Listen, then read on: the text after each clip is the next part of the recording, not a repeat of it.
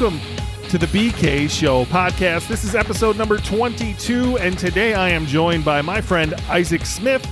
Isaac is the host of the Next Level eCommerce podcast, which he was gracious enough to have me on there. You can go check out my episode with him in the show notes or check out his podcast in general. And he is also the founder of SummitEcommerce.co, where he helps e-commerce companies with their bookkeeping.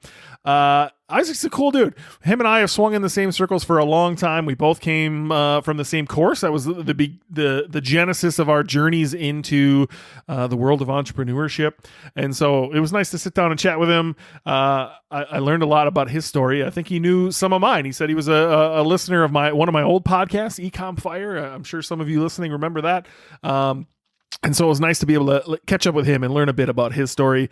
I think you're going to learn a lot from him today, and I hope you enjoy this episode with Isaac Smith. Isaac Smith, how's it going, buddy? Welcome to the show. Doing great, man. Thanks so much for having me. It's really fun to be here. Yeah, I mean, you had me on your show, I don't know, 2 months ago, something like that, and you've been on my list to reach out to get you back onto my show.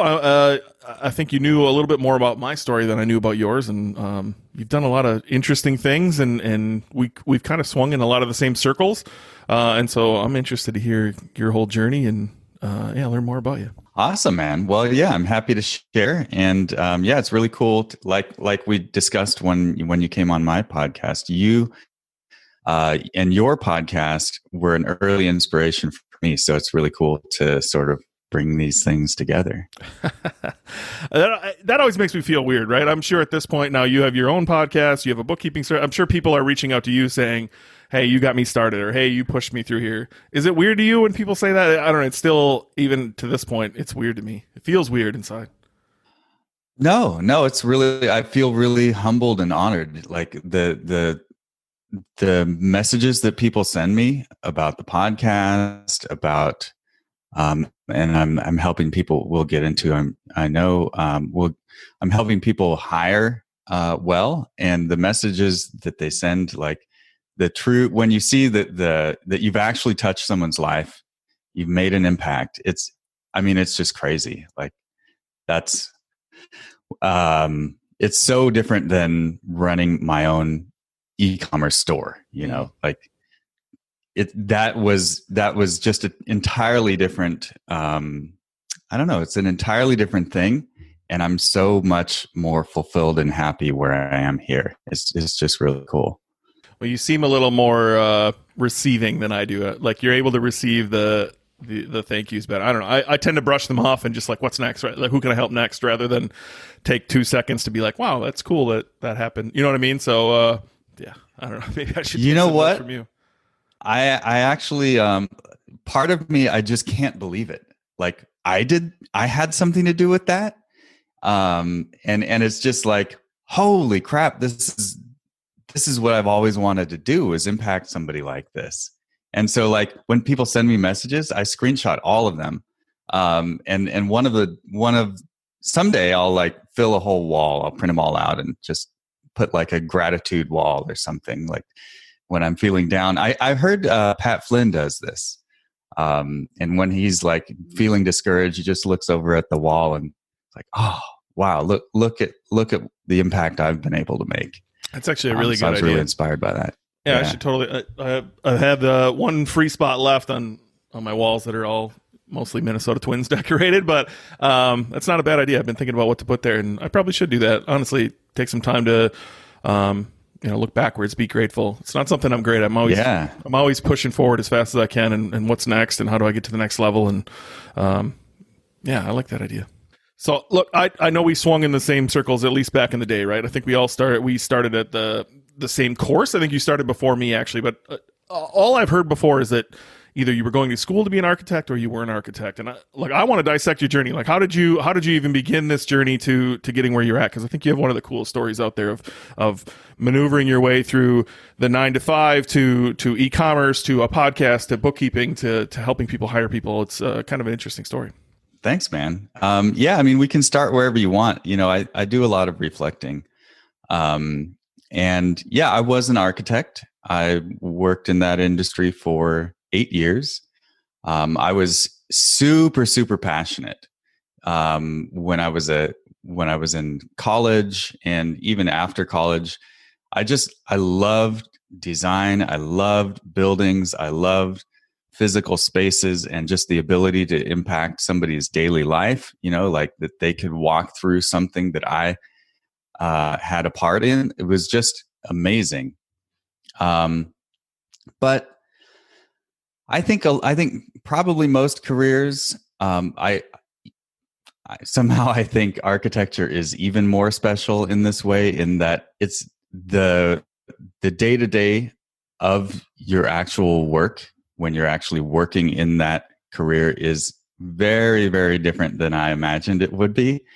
I did well in school. I loved the theory and the ideas, but then when you actually get into it and you're spending your like 3 months into revising again and again and again the front steps to a historic house in Georgetown, because the historic review board is telling you, no, you can't do that. You're like, oh gosh, what are they actually gonna?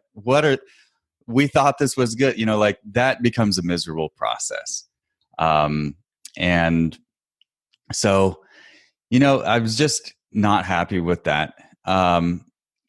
Actually, earlier on, I got my pick of jobs because I came into the industry in 2006, and the economy was booming at the time, and I did well in school, so I had a good portfolio, and I did urban design, which is a little different than architecture. It's like town planning. If a developer wants to build a residential subdivision or a commercial area or anything, they have to get a designer. So we did a lot of that kind of stuff. It was pretty exciting. And then eventually I moved in, 2008 hit. My boss was telling me, I don't think I'm going to be able to keep you around for a while or for much longer. He said, why don't you go, he was nice enough to be honest with me, say, you should look for something else.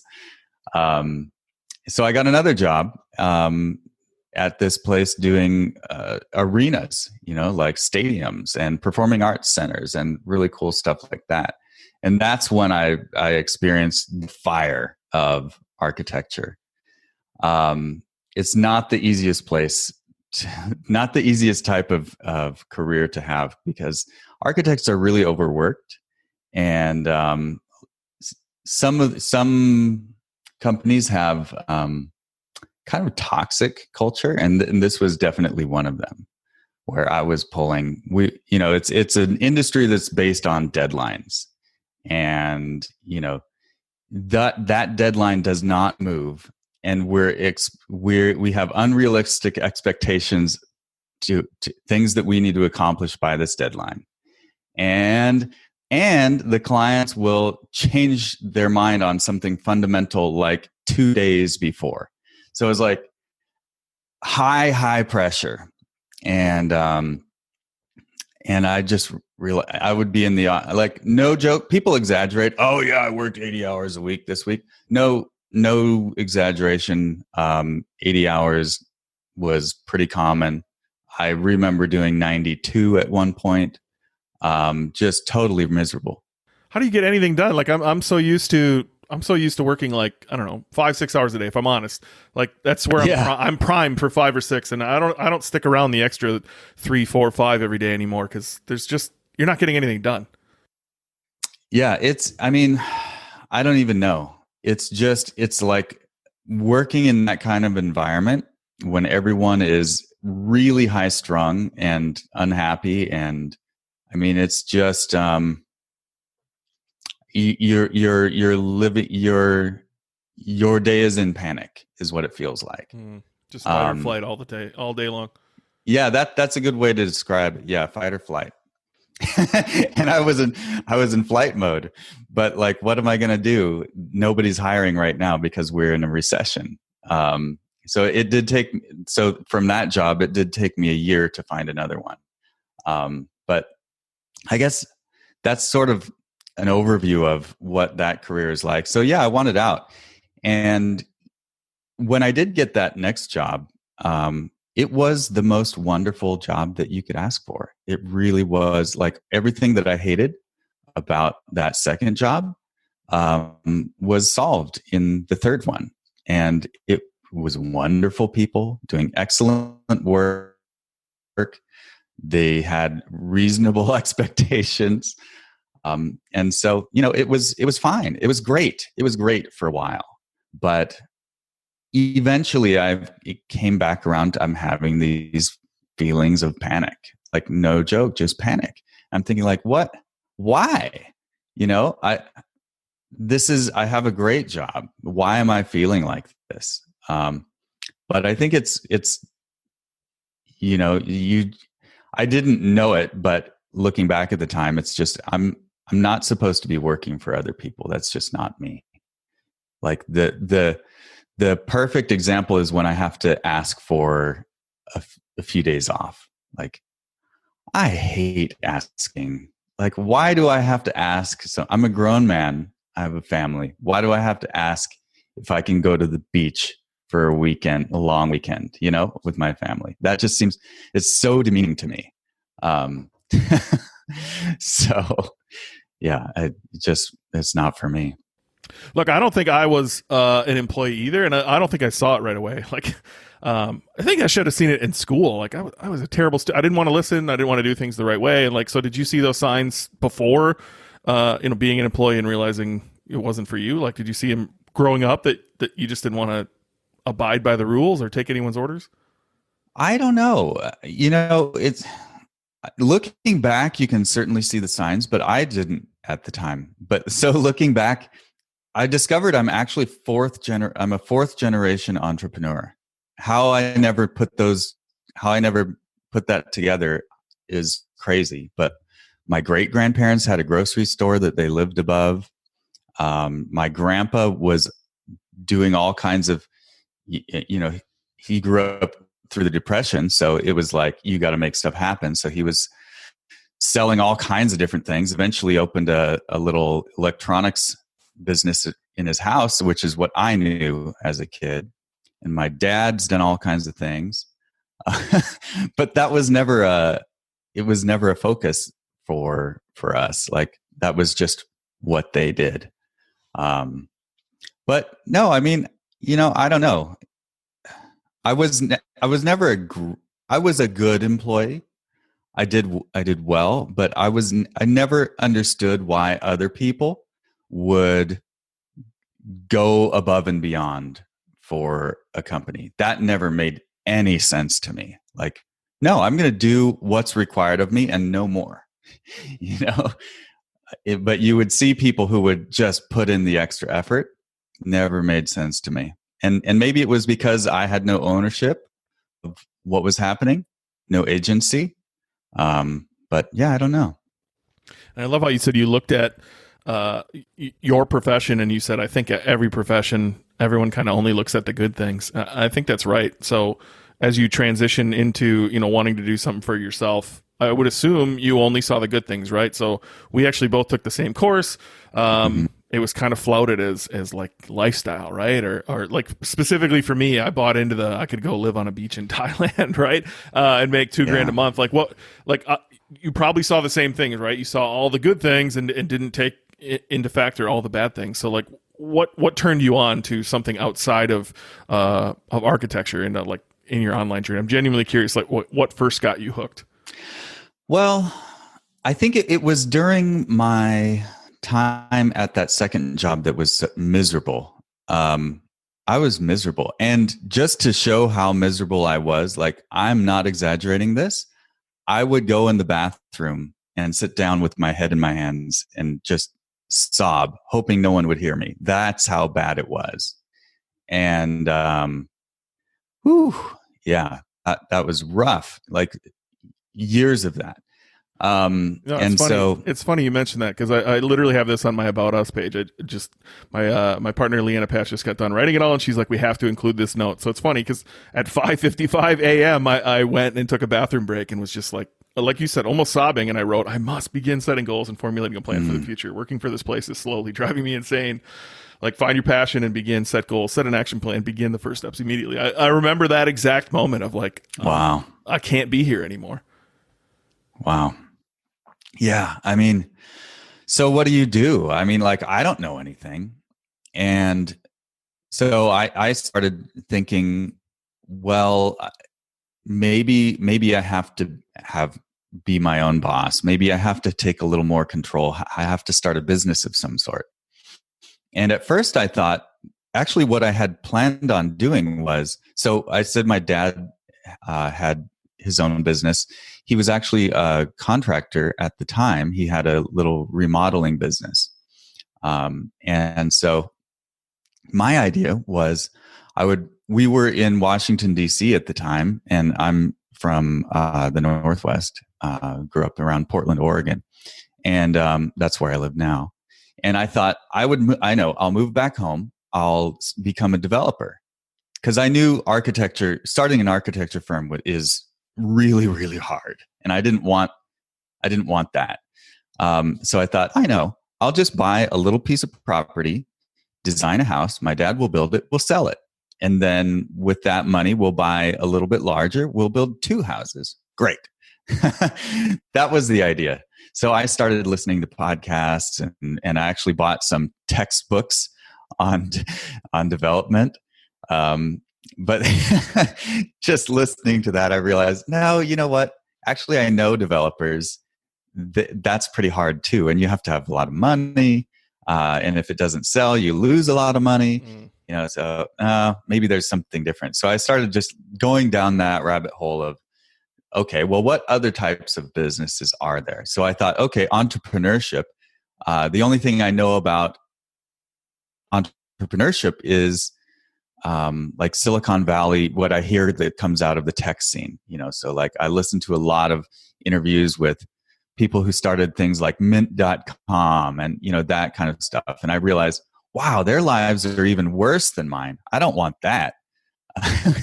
And so eventually I found my way to, I think, Pat Flynn, Smart Passive Income podcast. And I thought, okay, well, that makes sense. And he actually was an architect as well. So I was instantly sort of connected. I connected with him. And so this is over a process of years that I'm just slowly uncovering, what's out there in the world. And eventually like he was talking about building these niche websites and somehow you make money with that. And that seemed very vague and nebulous. And so I heard about e-commerce, and e-commerce is something where you actually receive money for an item and a person gets an item. And it's like, okay, well, that actually makes sense. And I think I can do that. But how did you transition from Pat Flynn to e-commerce? Like, I remember he was one of the first people I listened to too. And I think he seems very safe. I don't know how else to word it. Like, he's got a very wonderful voice. He explains things extremely thoroughly. He's very transparent with his numbers. And so like, I very much enjoyed his podcast in the beginning. I think he's wonderful at helping you understand what your first steps might look like. But how did you go from Pat Flynn to e-commerce? I'm not sure I see the connection there, because he was, like you said, all about content sites. Yeah, I mean, it's just, I'm continually searching for new podcasts, and I would listen to them on my commute. And so, I have like 45 minutes each way, and every day is something new. And I'm sure I heard a guest on his podcast who had, I don't even remember how those connections work, but I remember eventually, I was listening to eCom Fuel, and also Terry Lynn's Build My Online Store, and Steve Chu's My Wife Quit Her Job, all those podcasts. And so when I started listening to them, actually Andrew Udarian from eCommerce Fuel, put out some sort of how to start a drop shipping. It was a PDF or something. And it was like an ebook. Yeah, it's funny. I had him on the I don't know, 2, 3, 4, somewhere around episode 17. I had Andrew on. I told him that was one of the things that got me started too, and he laughed. He's like, I don't think we even have a copy of it anymore. Oh, wow. And I'm struggling to find it on my desktop. I have it saved. He actually, so in episode 17, he mentions where you can go get his entire course for free because he didn't want to sell it anymore, and it's on like a subdomain of his website. But that's funny. It sounds like we had a very similar journey, Isaac. Of like, I just consumed podcast after podcast after podcast. Yeah. On my drive to and from the Walmart distribution center, and I would go for a walk every day, and I listen on 2X, so I was just pounding podcasts and just intaking information and like trying to find something that made sense to me. And it's funny that we kind of went through the same journey of knowing there had to be something else out there, but not quite sure what it was. Yeah. Yeah, that's so funny. It's amazing that we're connected even onto the same PDF. Wow. But yeah, eventually I heard it, I know a lot of people came in through to the Dropship Lifestyle course, which is of course where the course that you and I took through Johnny FD, and I heard him on Terry Lynn's podcast. And that was a moment where it was like, okay, now I understand the mechanisms, or at least at a very, very high level. And here's, through this course, somebody will actually teach me the steps. The thing that I got hung up with Andrew Udarian's model was, he said, you need to find something where you can add significant value. And his example was his Trolling Motors website, where he knew or CB radios or something.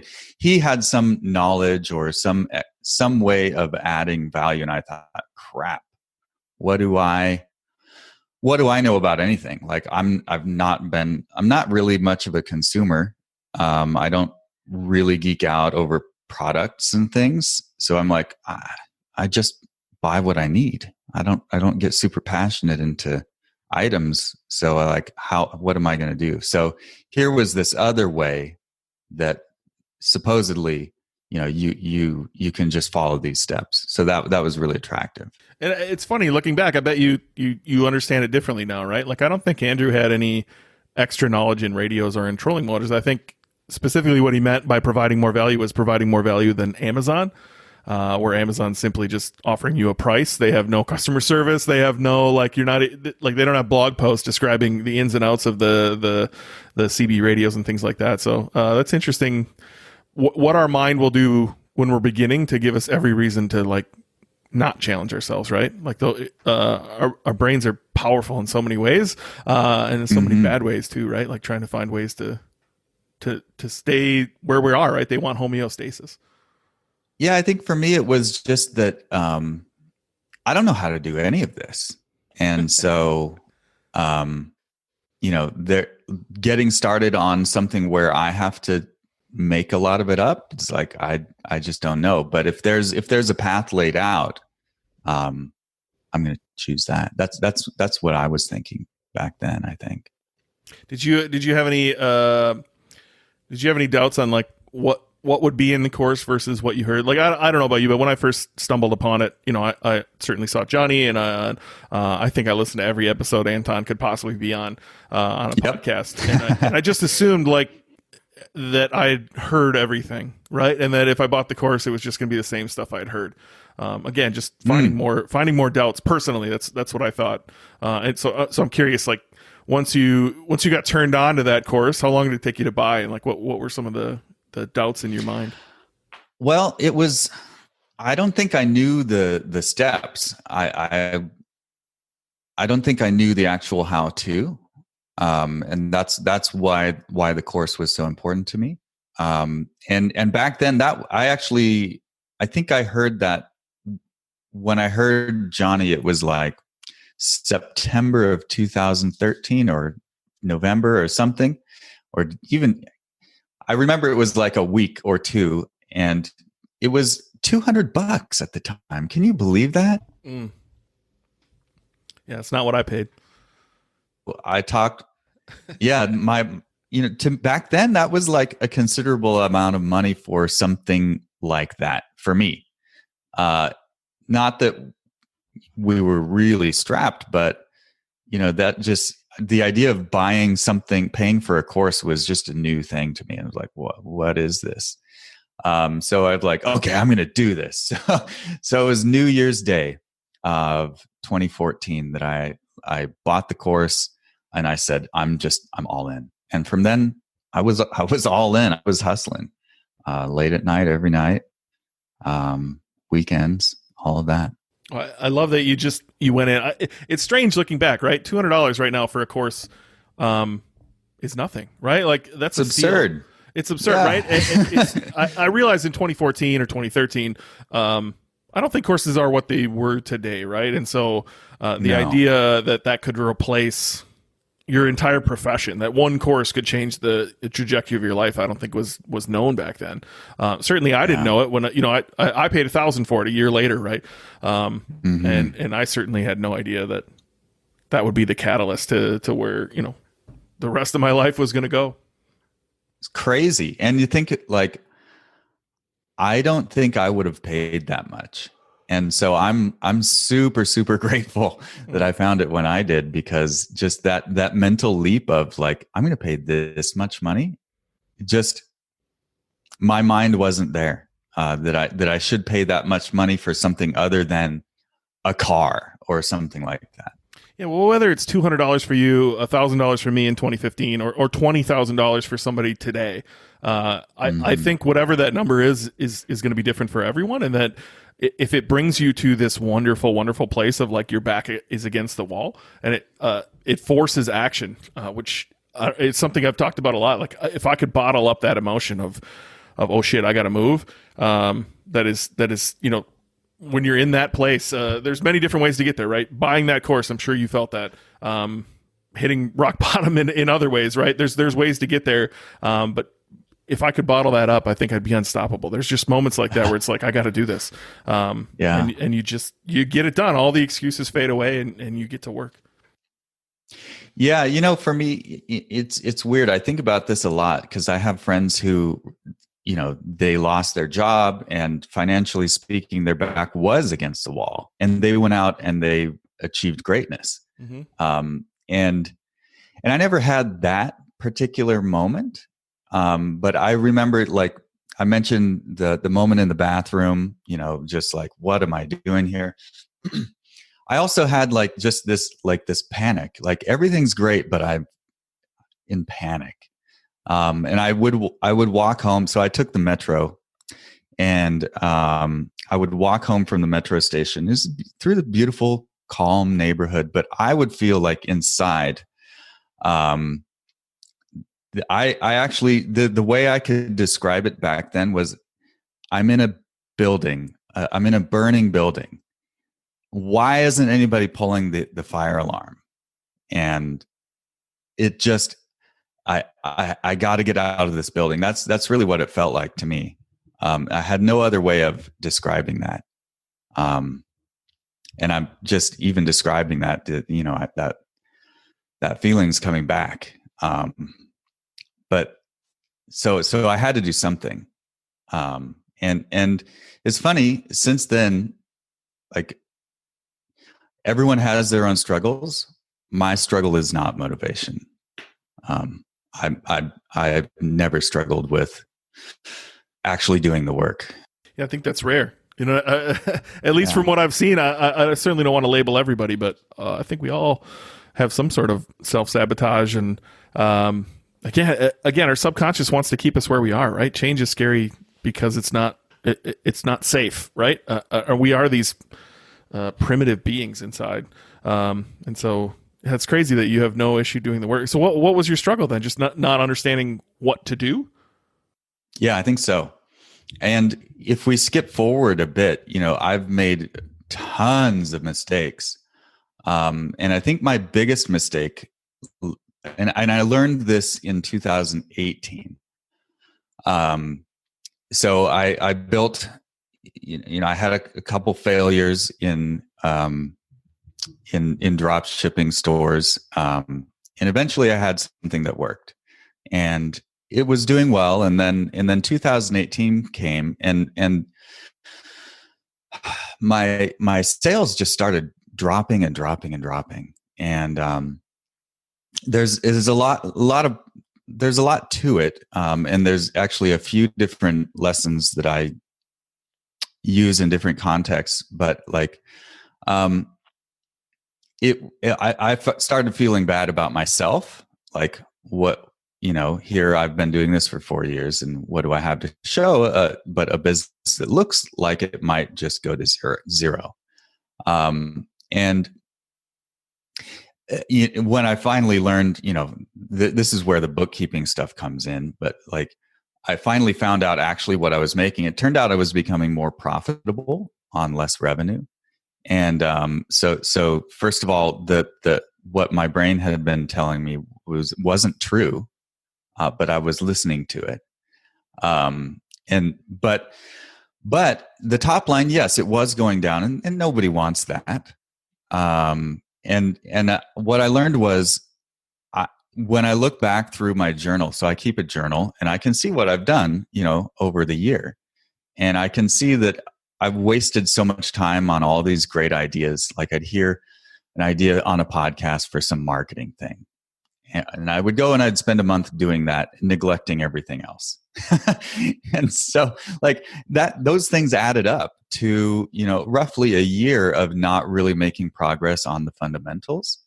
And so, of course, when a business is stagnant, which is what happened, it's going to start to decline. And so, like, my struggle is always knowing what I should be spending my time on. To me, there's a book, The One Thing by Gary Keller, which is just amazing. So the idea is, there's the fundamental premise, the fundamental idea is, it's actually hard to know what you should be doing. And you should spend time, a considerable amount of time, figuring out what that is. Because otherwise, who knows? You're not, if you want to be effective, it's important what you choose to do. And so for me, that was a big lesson, and I finally learned that. And so choosing what I choose to do is really, really important, at a high level and also at a day-to-day level.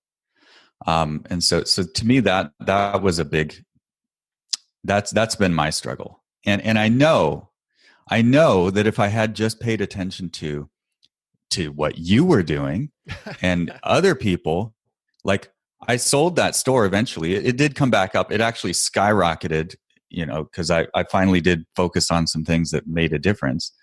And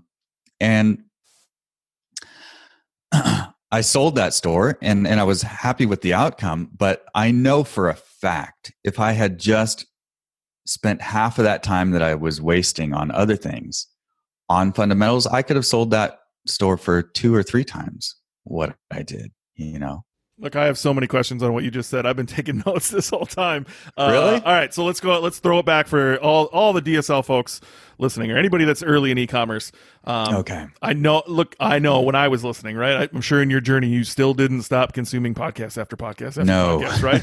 And you'd hear people be like, well, I failed once and then it made it, and nobody fucking talks about their niches. So like, hit me with it, man. What were the failed stores? And like, if you had, what was the successful store? For all the DSL people listening, this is for you, because I fucking hated it going through there of like, what could these people possibly be selling? I never knew. That bothers me a bit. I wish we could just talk openly. And of course, now that I'm not doing that, I have no problem going back and talking open. Of course, we can talk openly, but yes. So the first business store that I tried was called superrcshop.com. Nice. Yes. Can we see this on Wayback Machine, do you think? Yeah, I'm sure you could find it. In fact, right now. I used to have an old blog that I wrote. I haven't updated in years, but you can find, I actually did a deep dive when I shut that thing down with screenshots and why I thought it didn't work. So if you want to see all of those details, you can. and that blog was called aneordinary.com. I remember that. What was it? Super RC what? Shop. Super RC shop. Let's see what. Yeah, so it sold RC cars, trucks, drones, helicopters, planes, all that kind of stuff. And I worked on that for like a year and 3 months, and it still never got above like $200 in profit in a month. And were the sales there, or the sales weren't there either? I had some sales back then. I thought it was good. I don't remember the numbers, but I might get, I don't know, 10 sales in a month or something. The margins were very low. And every time I thought I was doing better, it would go back down. But eventually, so here's the power of a mastermind. It was, I went to the DSL retreat, the first one in Chiang Mai in 2014, and met some awesome dudes who I'm still in touch with. And we formed a mastermind, and they were like hassling me. Isaac, you got to shut this thing down. You got to shut it down. And I said, but I haven't tried content marketing. I haven't tried this. I haven't tried that. I can make this work. They're saying, no, you got to stop, man. And finally, I just listened to them. I said, no, you got to shut it down. It doesn't look that bad. I'm on Web Archive, so if anybody wants to check it out, web.archive.org. I think I'm looking in like March 2016, one of those snapshots. It doesn't look that bad. Like, I think this is pretty good out of the gates. So this failed, right? You're saying they told you to shut it down. I'm guessing, look, e-commerce is an easy game, right? It's CAC versus LTV. Can you acquire a customer for less than the lifetime value of the customer? E-commerce is honestly a simple game. And so I would assume they were telling you, without trying a bunch of other things, like if you can't be profitable out of the gates with ads, which is super easy in the dropshipping game, I would say, they told you not to move on. Is that correct? Yeah, I mean, there was a method, right? It was laid out in the course. I've been following that and having no success. So, why keep trying? This isn't the one that's going to work. So try another one. So the next one was Aria chairs, and it was it started out as those home massage chairs, like you might find in, what is that, Brookstone? Or anyway, these $3,000 chairs that you could sit in and have a massage. You see them in malls, but they sell them for the home too. So I thought, okay, that's going to be it. And tried that for a while. Couldn't get it to work. Couldn't make any sales. And so I thought, crap, again, this is a painful process. Well, I have a website. The website looks pretty nice. That's one thing that I think that I do bring from my design days is I have an eye for design. So I was like, okay, can I repurpose this? Well, the title is Aria chairs. So let me try and find some other chairs to sell. So I went through and I thought home theater chairs. I thought, when that didn't work, I thought, okay, well, just how about living room furniture? Recliners. That didn't work. Eventually, the guys in my mastermind, shout out, guys, you guys rock. They were telling me, Isaac, this is happening again. You keep trying to make things work. It's not working. I'm like, dang it. So I said, okay, there's one other kind of massage chair that I have seen when I was doing my research. Let me try that. And it was something called a pedicure chair. I had never seen one, didn't even know what it was. Yeah, I know what a pedicure is, but I've never had one.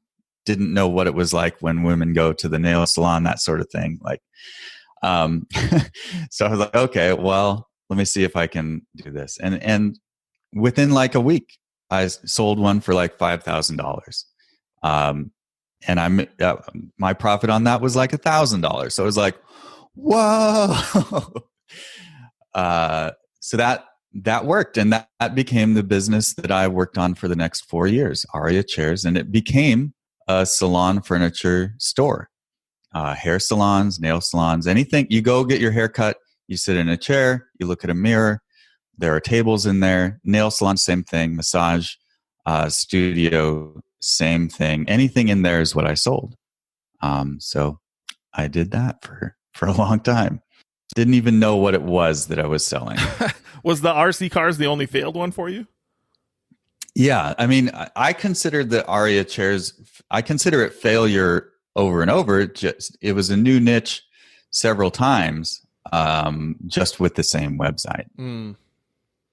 So you started with just RC cars, moved to drone, like you just kept like pivoting while you were in the same URL. Is what you're saying? With the chair store, yeah. With RC cars, it was. I mean, I didn't see it that way then. All right, I'm going to throw some more out there in case people are bored and they want to see, right? So the very first one I ever did was brickfirebbq.com. I never actually launched that store, but feel free to go look. I downloaded the biggest picture of salmon you've ever seen on the front. That's in Web Archive. There's only one in there, but it does load. I moved from there to the 3dprinterguy.com. I actually sold that one about 8 or 9, somewhere around there, 9 months after I actually bought it from somebody who was sick in the forums. He had like 2 suppliers, and I was like, that'll get me out of calling suppliers. Yeah, it didn't. Anyway, so the 3dprinterguy.com. I'm trying to think of some other ones that pelletgrillpros.com. I sold that website. You can check that one out. I'd love to just spill all the beans, right? I know if we could get this into the DSL group, like it would help so many people to just see a few stores. Yeah. Because I know in the beginning that was like a big pain of mine of like, what are these people selling? Specifically some of the influencers that were out there, right? I was really genuinely curious what they were doing, and kudos to them. They weren't doing that great, but they convinced me to start, and I wouldn't be where I am without them. So, yeah, I just, again, if anybody from, the beginning of their journey is going along, go check out those sites, man. I think you'll be blown away that they're not that impressive, right? You just got to go. You know what I learned? And because eventually you do see other people's stuff, and it's not some big secret, but I learned that it doesn't really matter if your website is pretty or not. And that's what people spend so much time doing. And it's not, again, going back to this idea of what's the most important thing to be spending my time on. It's not making it pretty, because believe me, guys, even in 2020, I have seen and I know people who are doing extraordinarily well with a website that you would be shocked with. Like this, wait, what?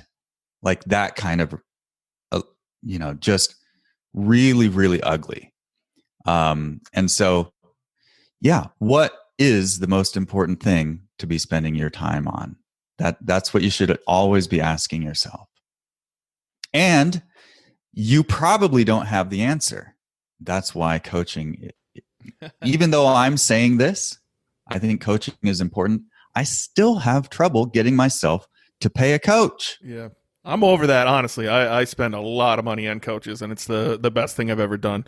Certainly every time I've had to make those payments, it's been like, oh, that sucks. But it always, you're leveling up. You're just paying to level up rather than like everything in life is going to cost you either time or money. And so I don't know. I'd rather jump the line. Coaching's one of the best things I've ever done. It's been a great gift to be able to give that back as well. I've done a large amount of coaching in my time. It's actually led to some partnerships, which one of them led to my biggest exit yet. And so, both sides of coaching has been one of the greatest things that's ever happened to me. So I'm genuinely curious, like, how long did it take you to get moving here, right? So, like, and where did your career fall off there? Because I think if I remember back, you like just up and moved into your wife's parents. Do I remember that correctly? Like you just were like, I'm going all in, which is admirable, right? It's even scary for me to say that. Yeah.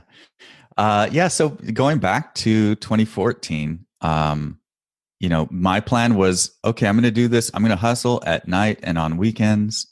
And I'm going to put this thing together. And it took me like 5 months to actually launch and get sales. That was with the RC store. And then, I went, at some point I decided that, well, you can either half-ass it or you can all go all in. And I've heard stories of people doing both successfully. And as you may be able to tell, I'm kind of like, I'm not a logical kind of person. I'm more of the emotional kind of person, and I just have to do things. And so, so I just had to, like, this idea of waiting was just intolerable to me. And so, at some point during that year, I thought, I could do this. I could get where I want to go in, I don't know, 3 to 5 years by doing this, a few hours a day. Or if I go all in and I spend all of my time doing it, well, a lot of my time doing this, maybe I can do it in a year. And so that was the idea. And so somehow, I convinced my wife that we should both quit our jobs. Like I said, we were living in the DC area, sell our condo, sell everything we own, well, almost everything, and drive across the country and move in with my parents, and ship what we can't sell there. And that's what we did. And what would your wife say if we asked her about this right now? Like, looking back, that had to be an enormous moment in your lives, in your relationship. Yeah. She we talk about it. I wouldn't say regularly, but not entirely infrequently. She says, if I had known, you promised me riches. She does it in a sort of a lighthearted way, but she's serious about it. This is not what was promised to me. This has taken far longer than you said, and we're still not rich. So, but it's been fun, right? It's been fun for me. And it's been fun. Yeah. I'm joking a bit, but yeah, there's been all kinds of good things that have come out of this. I've got to spend a lot more time with my daughter.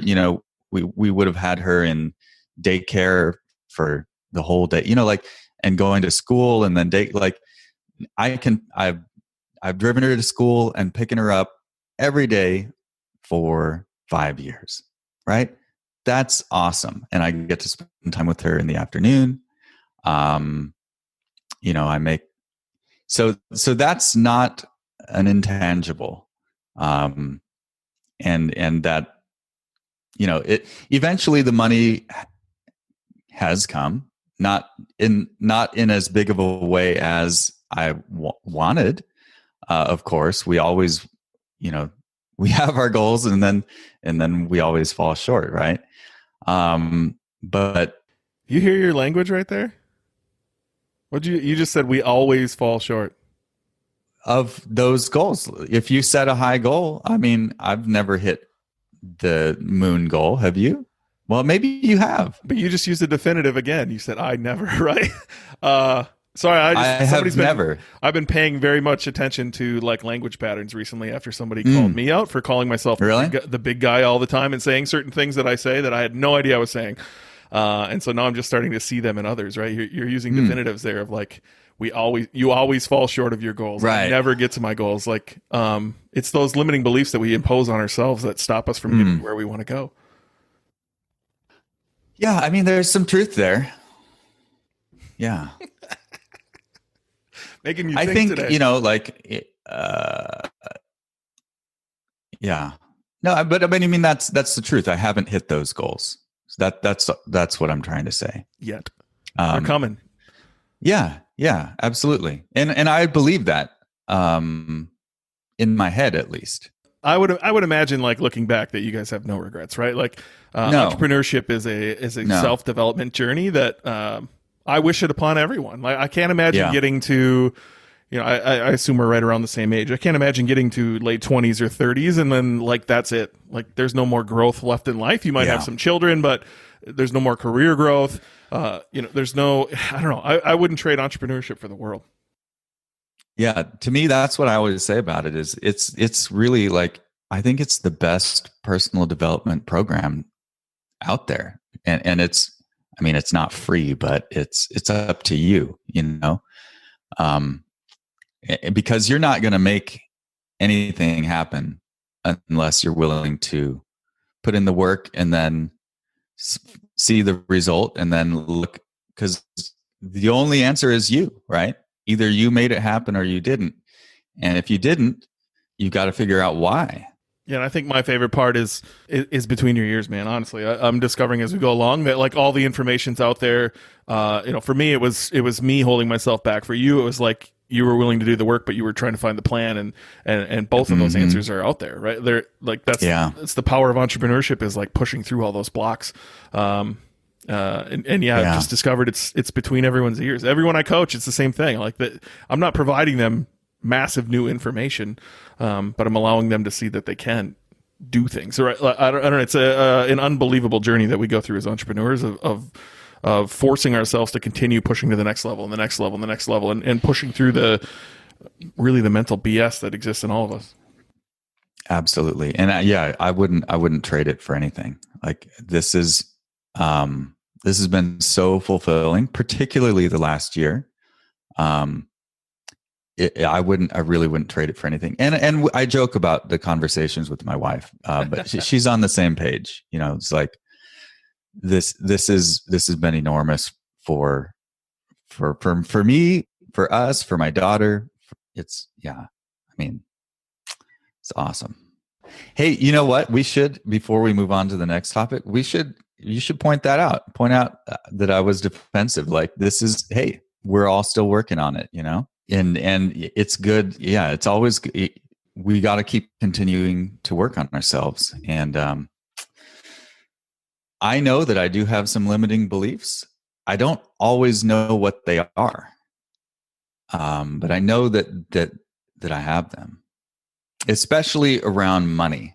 And I don't, like I feel bad about asking for money, Yeah, but I think we all have those limiting beliefs, right? So I've mentioned a few of mine before. Honestly, if you want to go listen to this, my coach, Elliot Rowe, was on episode 5, and he dives into some of the things that him and I have been working on. And then specifically around money, my friend Bree Sedano was on episode 3. She aims to change the national conversation on debt.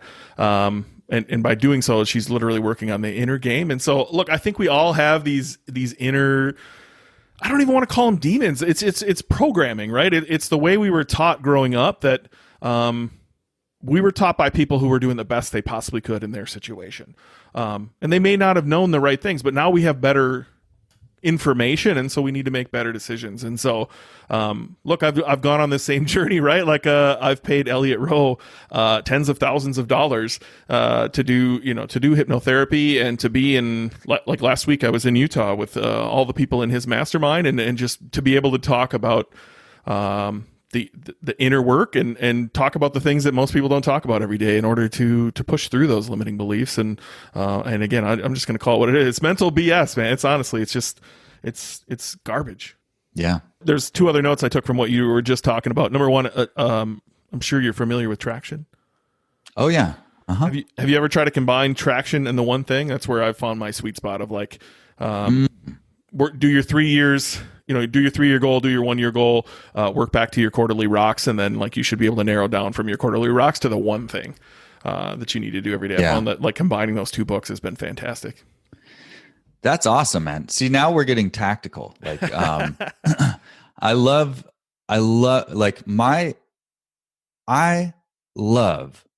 taking in enormous amounts of information and figuring out which things I connect with, and then realizing, wait a minute, this book is talking about something very similar to that book, but in a slightly different way.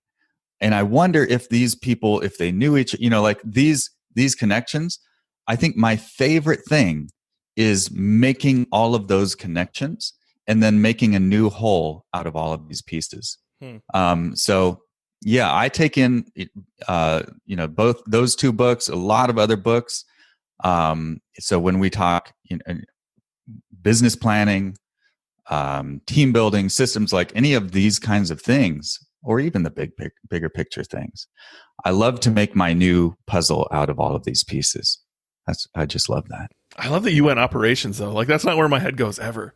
I think I said that to you. You were talking Yeah. about SOPs or something. I'm like, what are you doing? Like, that sounds awful. And you're like, I love it. And I was like, well, that's good. Like, I'm glad somebody out there, like, I don't know. I just can't, the operation side is so mind numbing for me. Where I want to think about growth. And, hopefully somebody else can build the foundation that I can pour gasoline on. Yeah. Well, yeah, it's funny. I think I'm somewhere in between, like those you and maybe the detail kind of person who's really operation heavy. I think I'm probably somewhere in the middle. I have a love and appreciation for both. I can go so far into the operations. Like I'll do these things at a bigger picture, or a medium level. But going down into the actual nuts and bolts is kind of tedious for me, but I can do it if I have to. But yeah, I to me, like you just said there, you want somebody else to do the foundation. You want to pour gasoline on it. This is something that I've realized in the last few years is everybody wants to talk about marketing and sales and, but the reality is, if you get all of those sales, if that happens tomorrow and you are struggling to fulfill the orders that you have today, you're going to crumble. You're going to destroy yourself. And so, like, the way I see it, and I go back to my architecture days, the foundation, a lot of work goes into that foundation. And when you're looking at the building, you don't see it. But if it wasn't there, the building would fall down. Yeah, no, I mean, so to me, like, scale really is, I see scale as, okay, sales, that stuff is nice and it's critical and it's important. But if you don't have the ability to actually do what you promise with those sales, bad things are going to happen. But speaking of traction in that line of books, right? When you combine those two things, that is rocket fuel, right?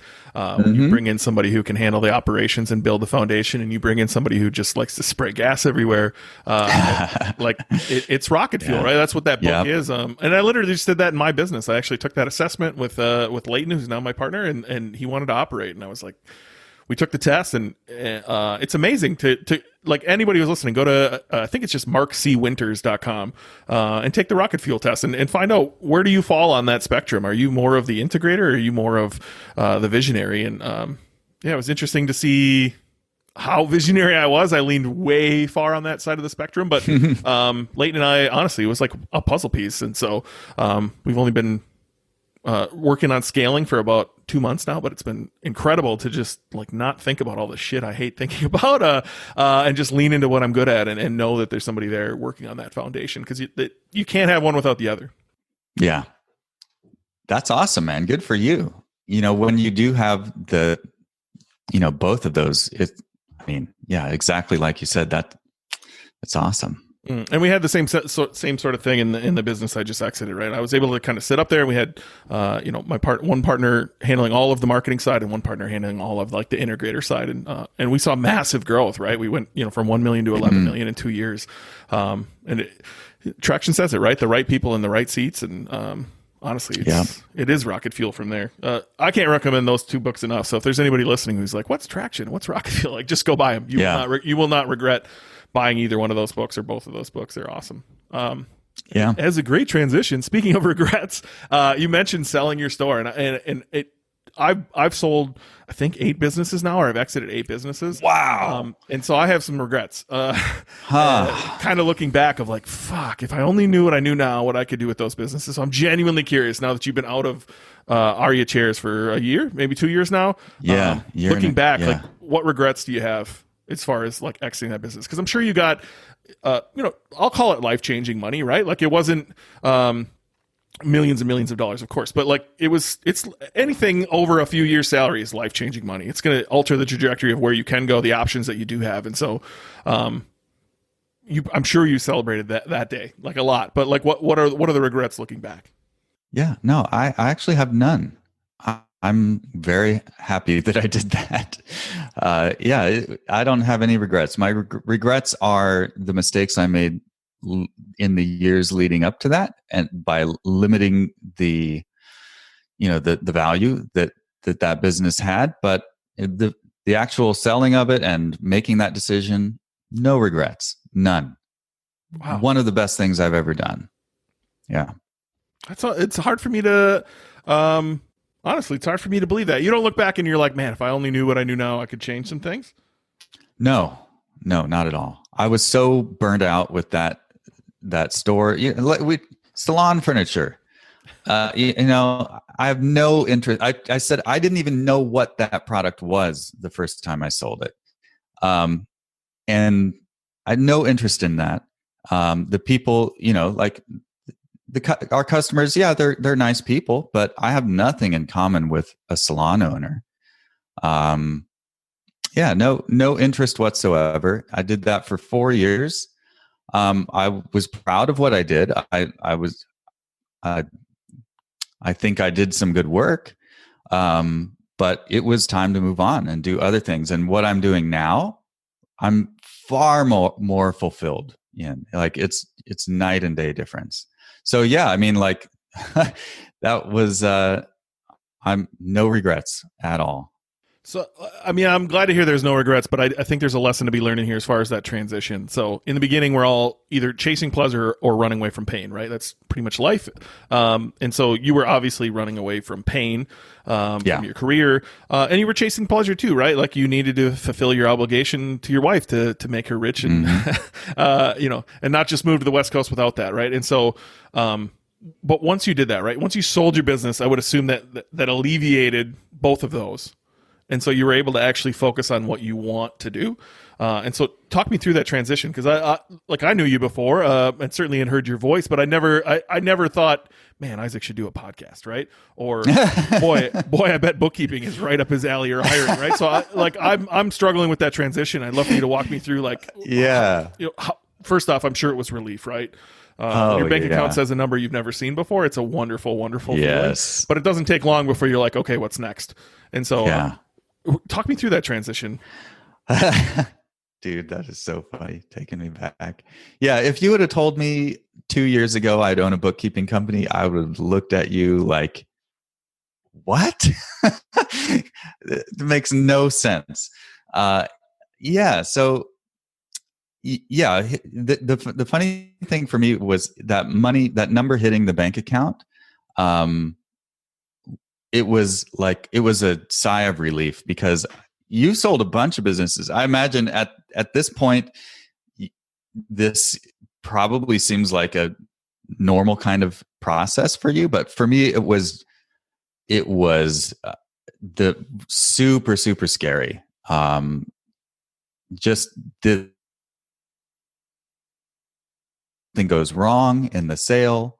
The deal goes back, and then I have to take this back. Like just all of those fears and worries. That was a stressful time. The same thing happened to me actually. Like, and I think I've mentioned this before. I sold it, and it immediately started tanking. I answered the phones, right? And I'm going to close every sale because this is my business, and I want that money. Where they put an employee with a heavy accent on the phones, and I don't think it worked out in their favor. They weren't closing any of the phone calls, which everything was a phone call for me. And so that first business I sold, I had legitimate worries, and we got on a call with the owners of Empire Flippers. Joe, I think, is who we got on the call with. And these guys were like screaming at both of us, insisting that they want their money back. And thankfully, Empire Flippers was like, I don't see anything wrong here. Everything seems to be operating the same except for you guys. And then they started yelling at him. And so he politely told him to fuck off and call his lawyers. And then that was the end of the call. But I went through that whole month and a half of like thinking it was my fault, that somehow it was my fault they took over the business and it wasn't performing. And like, I had worries, right? Because I got paid, for me, it was like a year's salary, which was life-changing for me on that first business. And so I went through a lot of those same things. I totally understand what you're talking about. Wow. Oh gosh, I can't imagine. No, that was what I was trying so desperately to avoid. Cause exactly that, like, what this person's going to do and what the results are going to be. Oh my gosh, that's crazy. But there had to be a moment a month later, right? Like whenever you're past the window of those insecurities where you were elated, I hope, right? Like I hope the fears went away. Yeah. The fears were gone eventually. And in fact, the interesting thing is I'm friends with the guy now who bought that. I actually even interviewed him on my podcast. I he was wanting me to be involved after it was done. And I was like, no, man, I'm just so done with this. I want nothing to do with this business. And eventually I realized, I did just give away all my income. And he wanted me to stay on and do the advertising management, which was really just Google shopping for the most part. I thought, that is discreet enough that I could just do this, like an hour a week or whatever, if that. And so I did. I stayed on, and I talked with him. He ended up buying more businesses, and so yeah. Eventually, I think it was just there was a gradual like realization that okay, this guy's competent. And also it's not just like I don't want bad things to happen. I put a lot of my life and energy into this thing. I don't want to see it just die. So eventually I realized, no, this is actually going to be just fine. And in fact, it was growing afterwards. And I just felt really good about the whole thing. Really, really good. So where was the transition for you into podcasting of like, certainly you're in a good place again, but I know every entrepreneur just goes, what's next, right? Like, exactly. Recurring thought in my head. So where was the shift? I promised myself that I would I used to be, it's funny. I used to be what I would describe as a lazy person. And so I think it's weird. I think my personality has actually changed over the last 5 or 6 years. And so it had been such a long time. I remember actually between taking that really terrible job and the really great job, I said, I'm going to need a week off before I come start with you. And I just sat on the couch. I really did nothing, watched movies, played video games. It was glorious. And so I thought, you know what? I'm going to do that again. I've got nothing to do. And so I said, I'm going to dedicate 2 weeks. No, make that a month. I've achieved something. I'm going to give myself a month to do nothing. And so about 3 days in, I'm sitting on the couch watching who knows what. I got the old PlayStation out. I'm playing this game and I'm like, this kind of sucks. I had my computer next to me. I brought up the old, the Facebook groups with all the entrepreneurs in there, and I start chatting, and it's like, let me try this out. And actually, like these people have helped me so much. I wouldn't be where I am without the help of others. So, like, well, I've got nothing to do. Let me just see if I can help some people out. And so I thought one of the things that I struggled with for all those years, and I briefly mentioned earlier, is bookkeeping. I'd hired accountants and it felt like what they gave me was garbage, and or at least that experience wasn't useful to me. And I finally figured it out. So I thought, why don't I just help other people? Maybe some other people have the same experience and they could use this sort of. And by the way, when you have good bookkeeping, the reason I was so interested in it was not just the numbers, but it's what it did for me emotionally. Because like I said back, my brain was telling me like, Isaac, your business is failing. You got to do something to pull yourself out of this hole. You're going to have nothing, right? That's scary stuff. And if I had just had numbers that I understood, like I eventually did because I did my own deep dive, I could look at that and go, oh, well, that's not true. truth illuminates.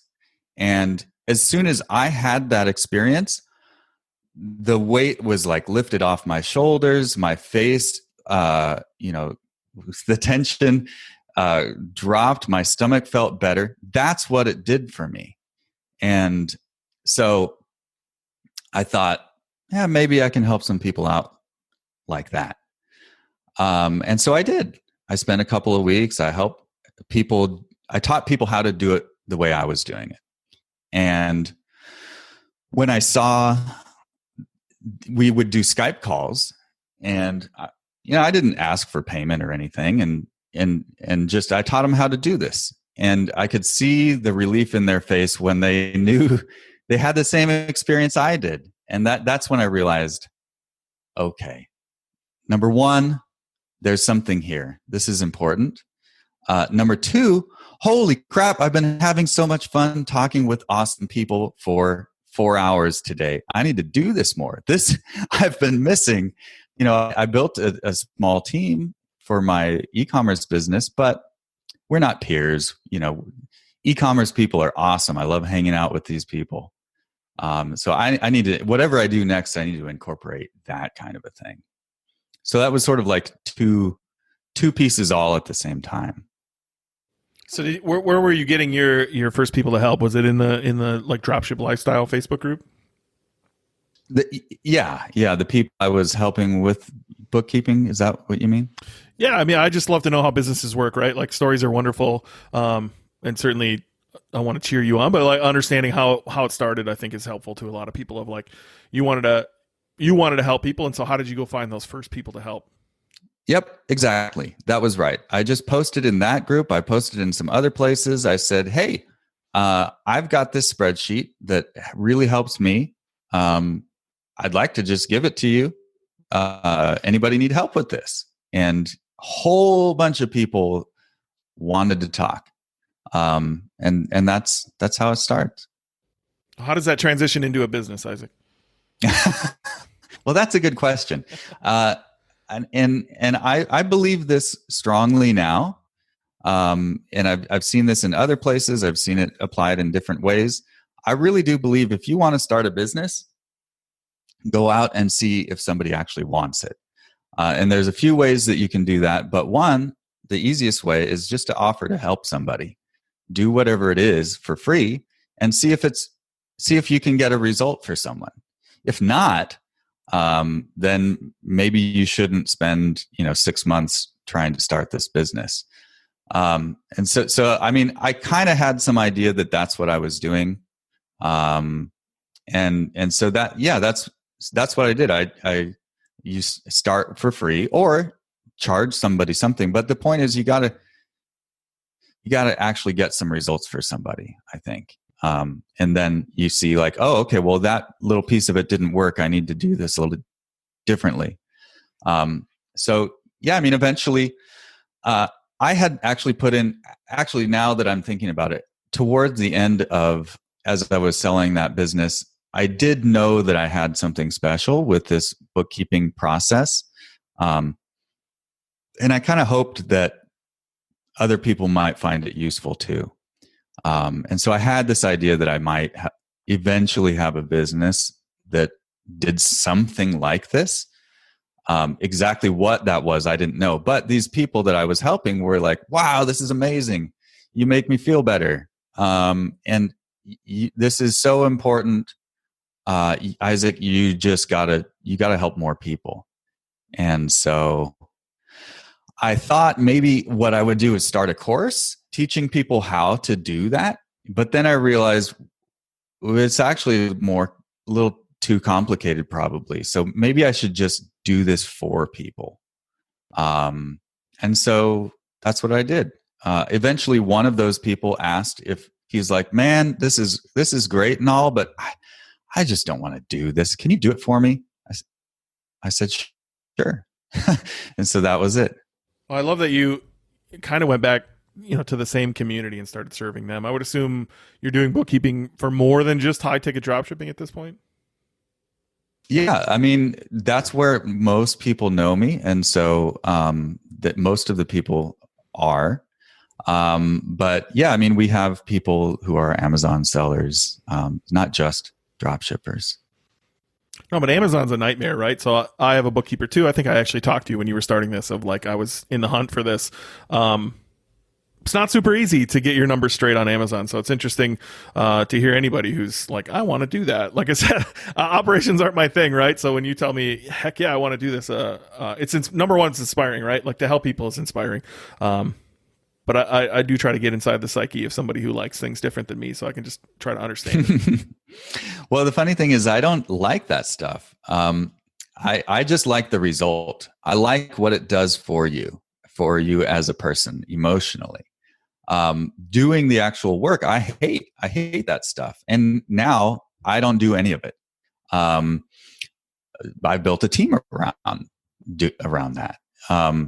So yeah, absolutely. So I think, if you can make an impact on someone, you don't have to be the one doing all of that work. But you should know about it, right?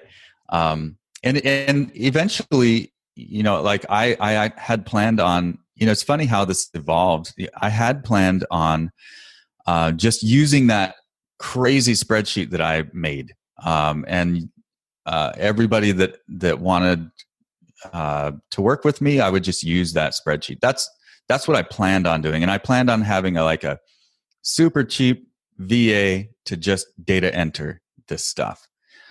I found out really quickly that does not work. Number one, everybody's business is not exactly the same as mine, so the same exact things don't work, and you actually do have to have a real bookkeeper with real training.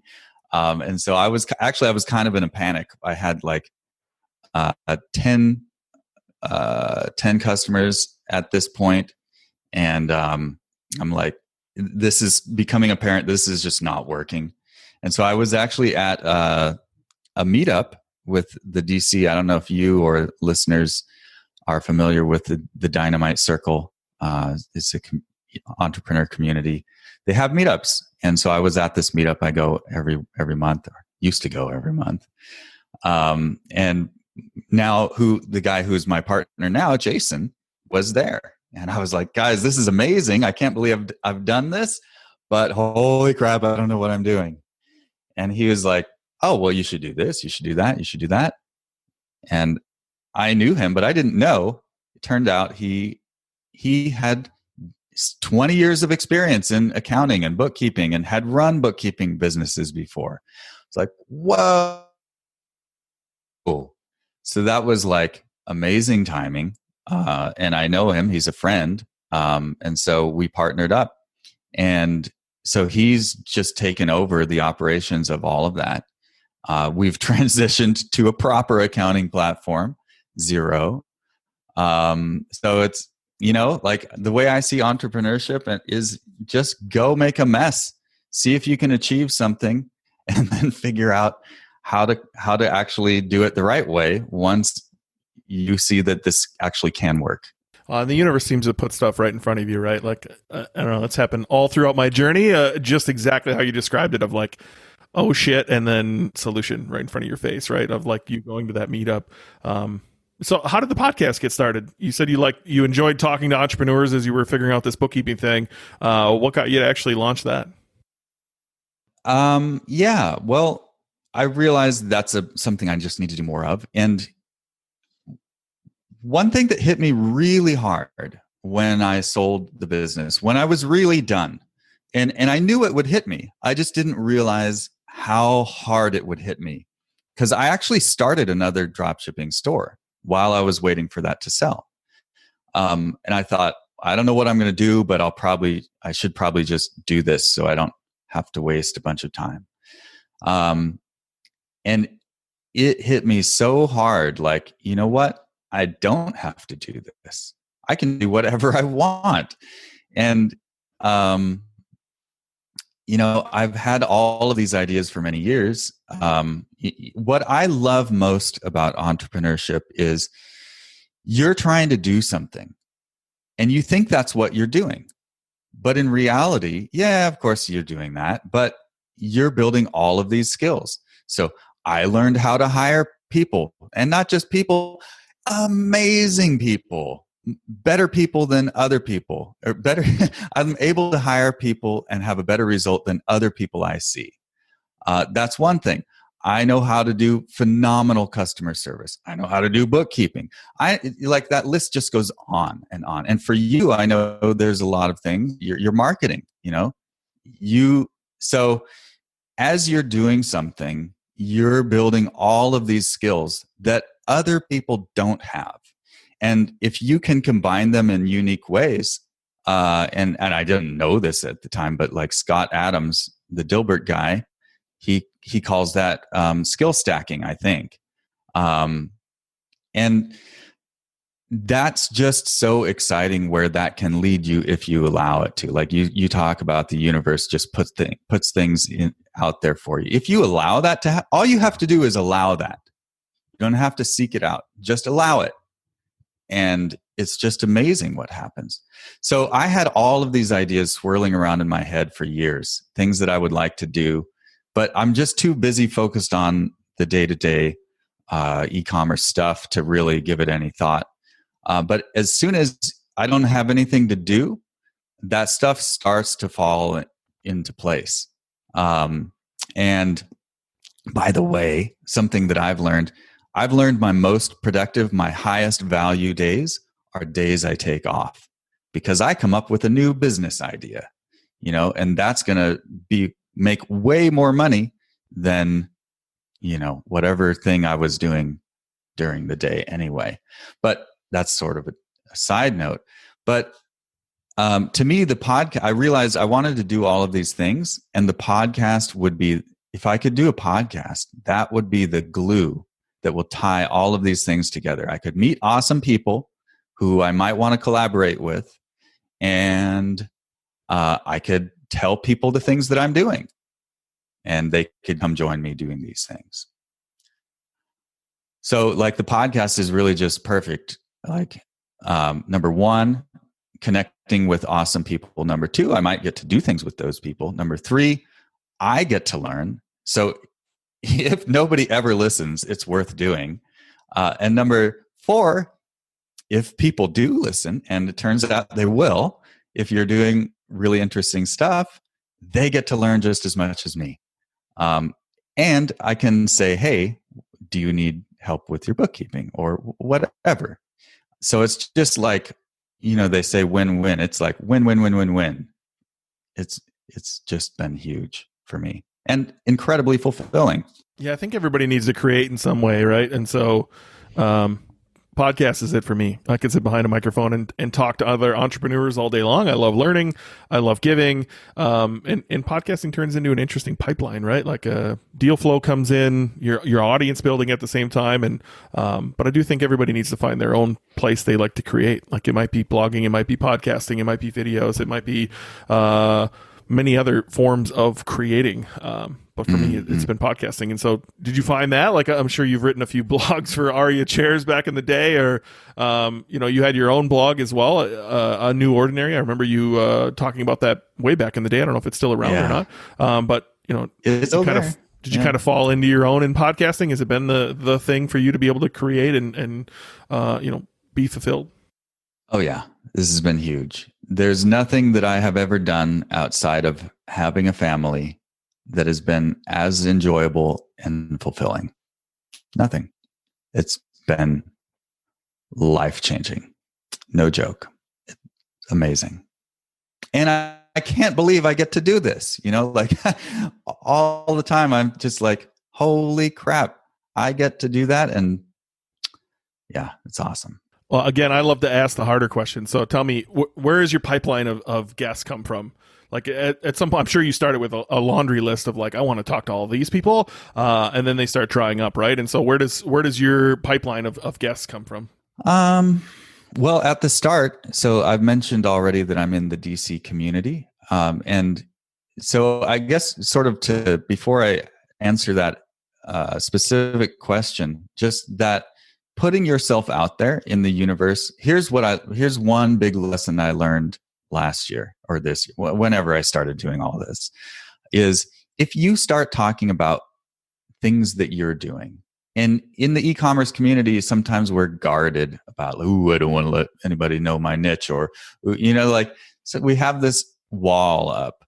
But if you start talking about what you're doing and you're interested in it, you're passionate, other people will be interested too, and they'll come to you. So, like I mentioned, my partner came that way. If I had been like, "Oh, hush, hush, I don't want to talk about everything," he might not have been interested.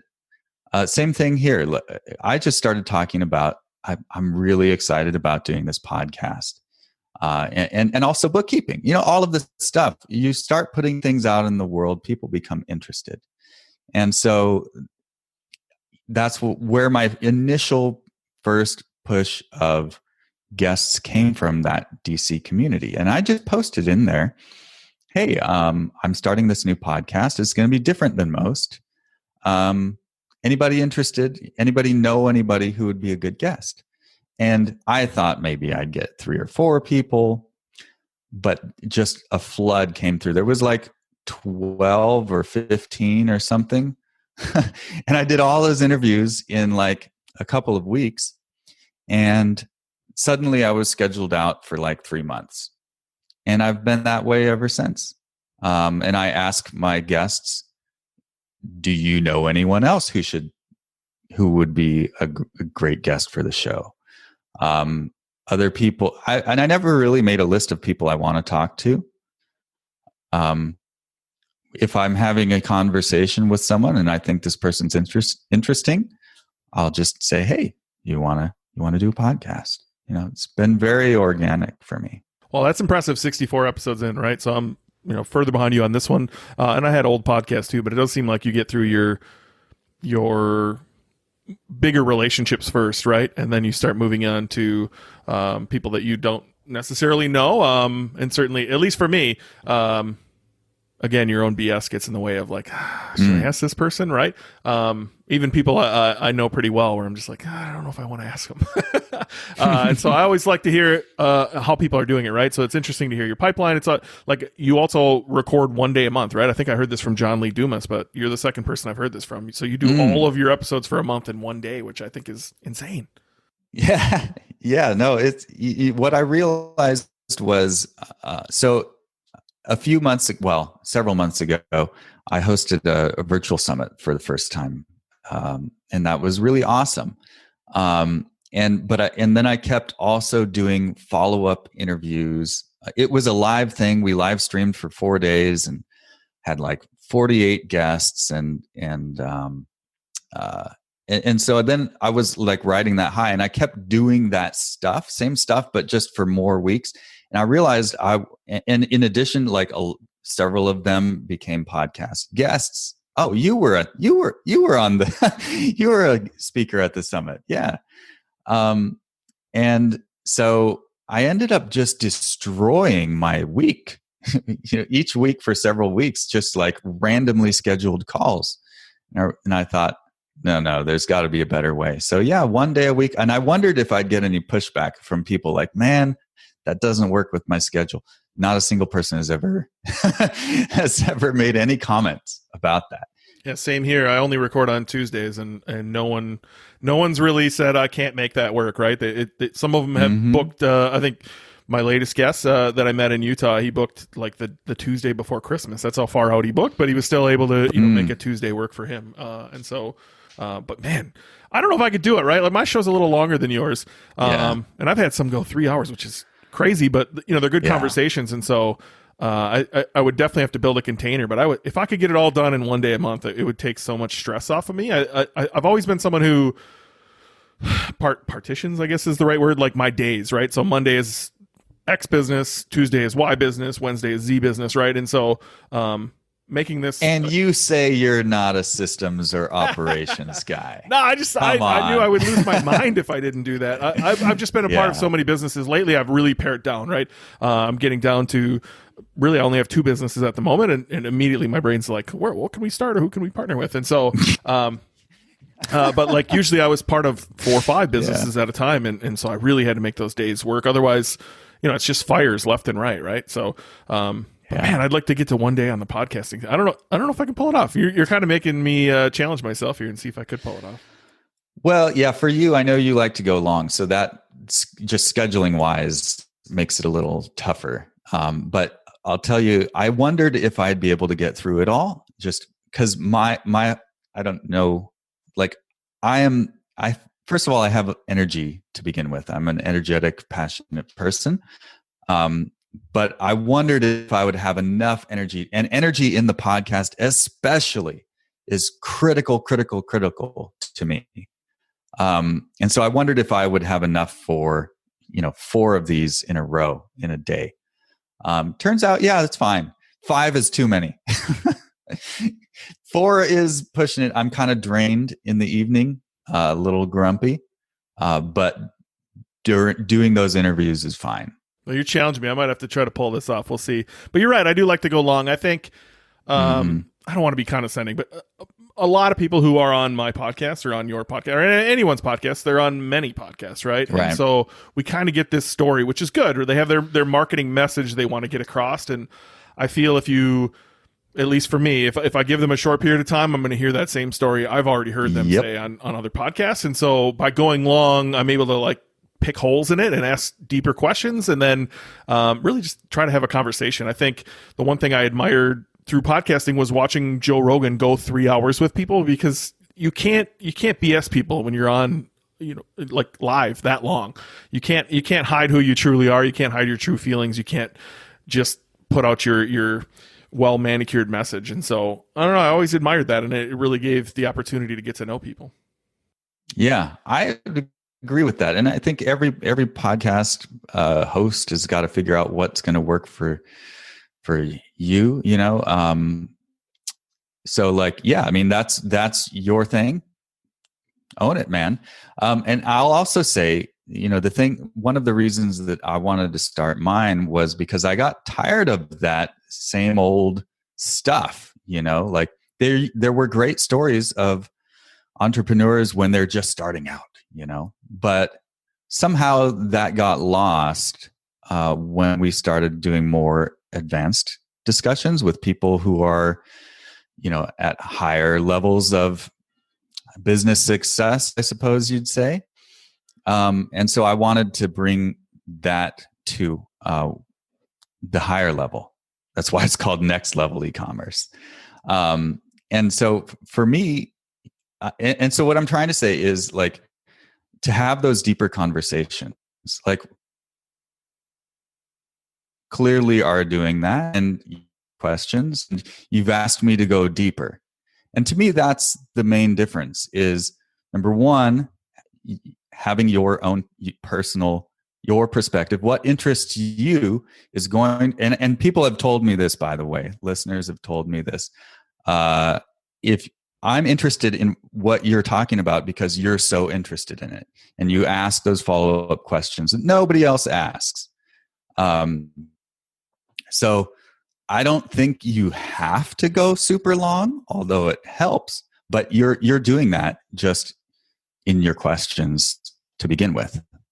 Yeah, I get that same feedback of like, thank goodness you asked that. So that's why earlier in the show, I pushed you on like, what was the failed store, right? Like, I'm such a podcast junkie that when I'm listening, I'm like, oh, why won't they ask this question, right? And so I really wanted to bake that into my show of like not letting people glaze over some details that would be important to me. And so while you don't get much feedback on a podcast, that is some of the feedback we've got. I think that's been the toughest part. Have you seen that too, of like you watch your numbers go up, you watch your downloads go up, and you're like, this seems to be working, but I don't get a ton of feedback, right? And even maybe that's not the case for you, but like I was surprised at like the opt-ins or any action you're trying to get someone to take, that the uptake isn't what I expected to be, even though the downloads just continue going up. I don't know. It's shocking to me. Podcasting's really weird that way. Yeah. I was actually just talking with my partner, Jason, this week about that very thing is, I think Like I've done a few things, like I talk about my bookkeeping business. I've talked about team building stuff, and I think, okay, I'm going to say this, and 10 people are going to sign up tomorrow. It doesn't happen. But you think about it, and when you relax a bit and you think about it in a common sense way, where are people listening? They're driving, they're going for a walk, they're doing the dishes, that kind of thing. It's different than reading a blog, or it's different than even social media, because then somebody can take an action there, but they can't really take an action while they're listening to this. So you might have just defined the problem to solve, right? Like if somebody can find a way, like again, you're on a blog, there's a call to action button. You're on a product page, there's a buy now button, right? If I think you're calling out a real flaw in podcasting, in that somebody is doing the dishes or running on the treadmill or driving in their car. Someone's going to need to solve that problem, right? Of how somebody can opt in or buy whatever you're offering, and make it easy for them, so it's seamless, right? Here we go. Marketing. You're a marketing guy. I've now just as of last week, I've started to think of podcasting as more of brand building advertising and less of what's the word? Direct response marketing. It's more of the awareness. And so it's more like TV ads and stuff like that. It's not really useful for direct response, I think. And so I wonder now, like thinking about the podcast industry as a whole, a lot of people are monetizing. I don't do this because I have my own stuff to sell. I don't need to sell other people's stuff on my podcast, although that could change sometime in the future if you're listening. I'm just kidding. But you think about like the way that people are trying to monetize podcasts, and I've heard some numbers, and they're shockingly low of what people get, unless you're Tim Ferriss. It's like $15 per 1,000 listens, right? I don't even know, but there are podcasts that I listen to that I've got their media pamphlet, whatever you call that, and I was shocked. Like, wait a minute, you're only getting $1,000 or $2,000 a month? Wow. Okay, that changes the game for me. But regardless, the people who are going out and advertising on these podcasts, what are they expecting as an ROI? And are they thinking of it more as brand building, or more as, taking a direct response? I'd be disappointed if they're really taking it as like a more holistic brand building exercise. Well, certainly there's touch points that need to be made, right? And so there's value. There's no question, right? I'm sure you see the same thing. Every episode, the downloads tick up a couple, right? And so you're reaching the people, but like you said, it's not direct response. I can't be like, okay, here's my offer, go get it today by doing X, and it's gonna happen. It just doesn't work that way. And so, but it's an interesting problem to solve. Back in the day, you listened to one show I had, Ecom Fire, and it did work a lot better that way. And I don't know if we were just so niche down or what it was, but mentioning that we had, I don't even remember what we had back then, like a $47 offer to come give you some advice on your Shopify store, and then like coaching for $100 an hour. It manifested into quite a few dollars, and we affiliate marketed Dropship Lifestyle back then, and we did tens and tens of thousands of dollars.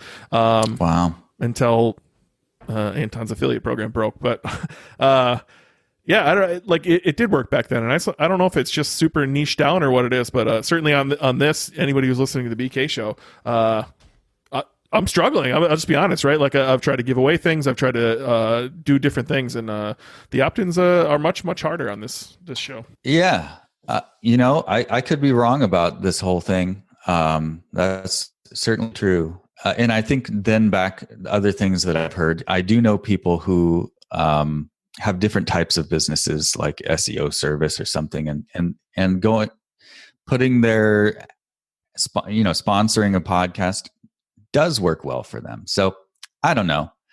But I think also this is a weird year, and people's habits have been completely upended. So, who knows? Well, look, we're hitting the end of it here, but I do want to give you an opportunity to pitch your stuff, right? So I've been a guest on your podcast. I'll put that in the show notes, but like pump your podcast, pump your bookkeeping service, pump your hiring. You're doing a lot of cool stuff, and I want to make sure anybody who's hung around this long in the podcast that they go check out all your stuff.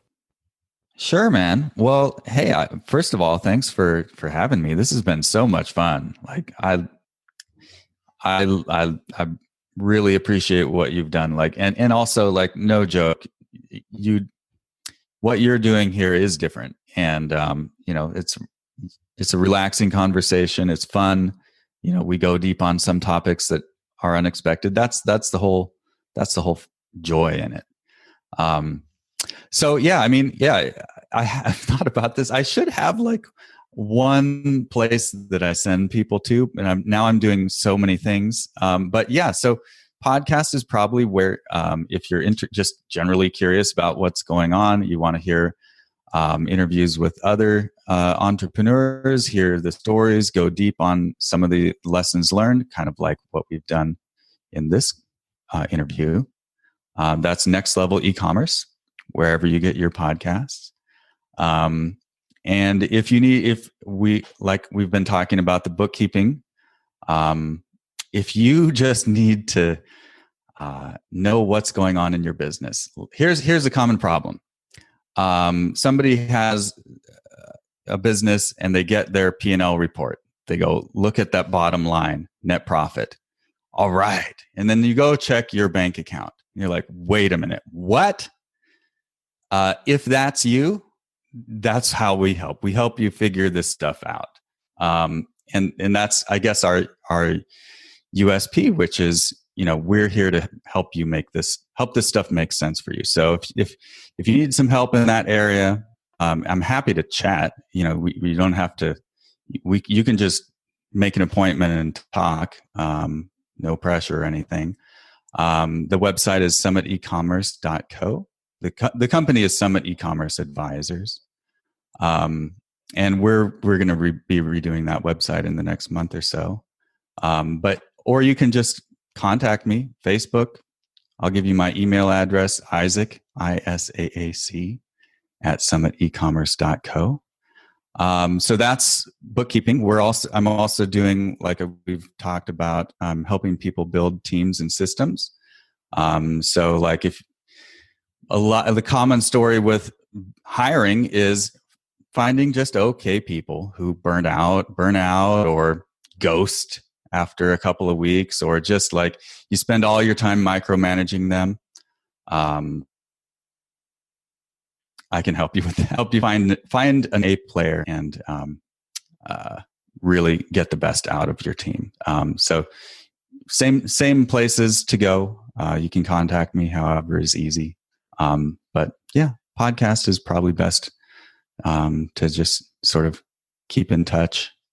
But yeah, I'm on Facebook. That's really I'm happy to chat with about any topic, the hiring or bookkeeping or anything else. I'll put all of those in the show notes. So your podcast, your bookkeeping. I'll double check with you on the hiring link. I'm sure you have an opt-in for that. I'll put a link to my episode on your podcast as well, and then a link to your Facebook. And reach out if you want to learn anything more about those things. Definitely go listen to his podcast. Besides the wonderful Ben Knegendorf, he's had some good guests on there, many of who I know personally, and they were all awesome episodes. Thanks, man. I appreciate that. I really appreciate Isaac coming on my show. I'll put a link in the show notes if you want to check out my episode on Isaac's podcast, where I go a little bit into my story. Definitely check out his podcast, though. He has a bunch of great guests. I'm definitely a listener, and I think you should be too. Thanks so much for coming on, Isaac. One last little housekeeping note. I've been telling you to go to learnwithezra.com to check out Smart Traffic Live. It was $297 when I first started telling you. It is now $497, and it's only going to be that way for 2 or 3 more days, depending on when you listen to this. Until the 20th of November, it's $497, and then it's going up to $697. So if you want to grab a ticket to Smart Traffic Live and learn from a ton of huge names at a discounted price and support this show by clicking through my partner link, go to learnwithezra.com. And if you do, I'll see you there. I'm going to be watching for sure. So thanks so much for listening, and I'll see all of you next week.